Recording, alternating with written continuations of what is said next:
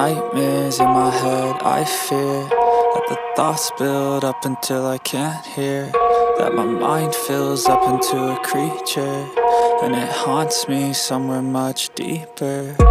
Anxiety, filling up every space, no privacy.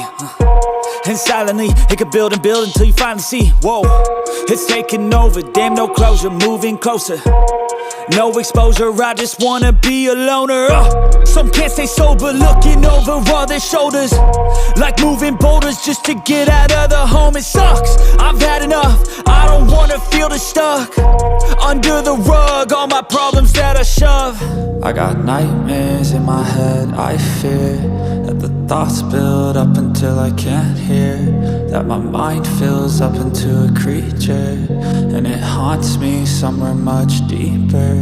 I got nightmares in my head, I fear that the thoughts build up until I can't hear, that my mind fills up into a creature, and it haunts me somewhere much deeper.